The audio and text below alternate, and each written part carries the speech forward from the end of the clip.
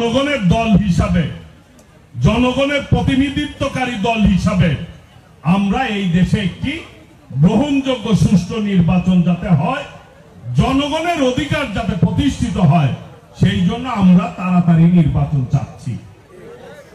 ইদানিং অনেকেই বিভিন্ন রকম কথা বলে নির্বাচন নিয়ে, যাদেরকে মানুষ মনে করেছিল এত শহীদের রক্তের বিনিময়ে এই ফ্যাসিবাদের পতন হয়েছে, যারা এই দেশে লুটপাট করেছে, মানুষকে হত্যা করেছে, যারা আমাদের অসংখ্য নেতাকে গুম করেছে, খুন করেছে, সেই নির্যাতনকারী খুনি শেখ হাসিনা জনগণকে ভয় পেত, সেই জন্য নির্বাচন ব্যবস্থাকে সে ধ্বংস করে ফেলেছে।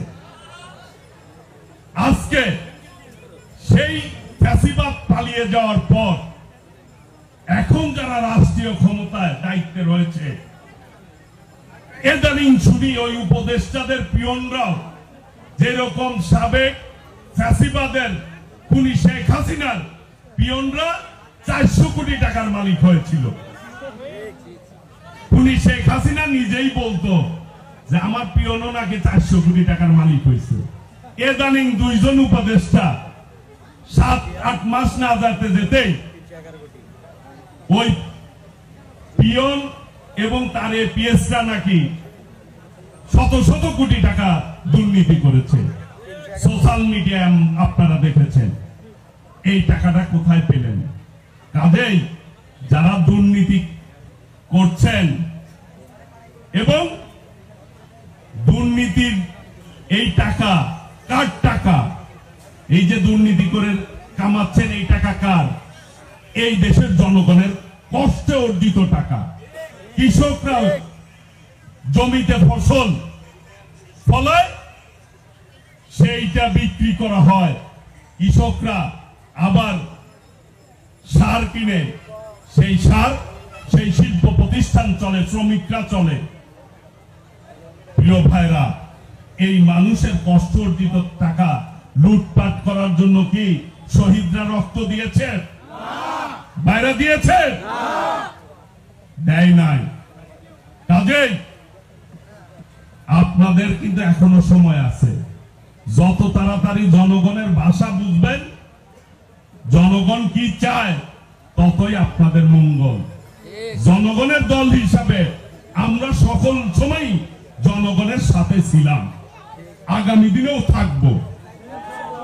কাজেই জনগণ তার দাবি আদায় কিভাবে করতে হয় বাংলাদেশের জনগণ কিন্তু বুঝে। বুঝেন না ভাইরা? আপনারা বুঝেন না?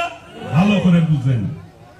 ৭১ সালের এই বাংলাদেশের জনগণ শহীদ রাষ্ট্রপতি জিয়াউর রহমানের স্বাধীনতার ঘোষণার মধ্য দিয়ে এই দেশের জনগণ স্বাধীনতা অর্জন করতে সক্ষম হয়েছিল।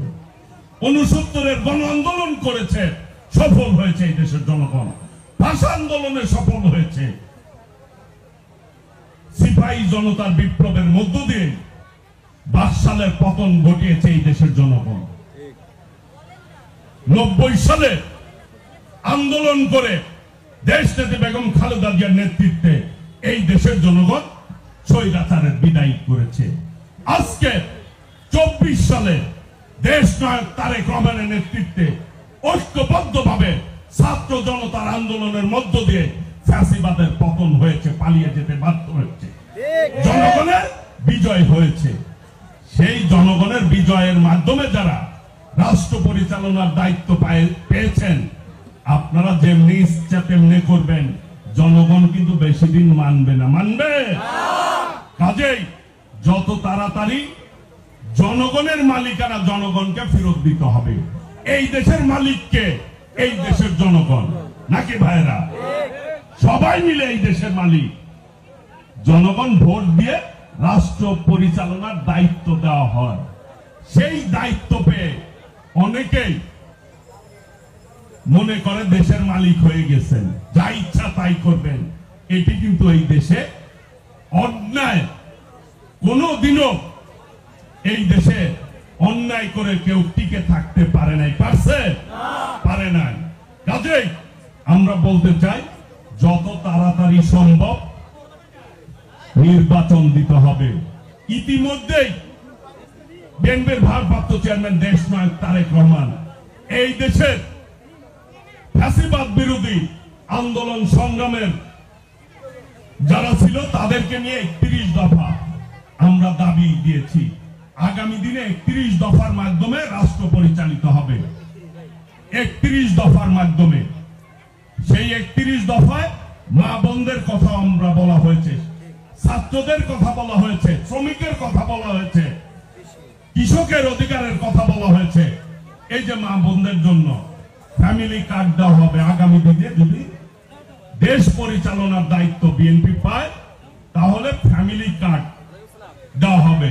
সেই ফ্যামিলি কার্ডটি পাবে ওই পরিবারের যিনি মা, তার নামে ফ্যামিলি কার্ড ইস্যু হবে।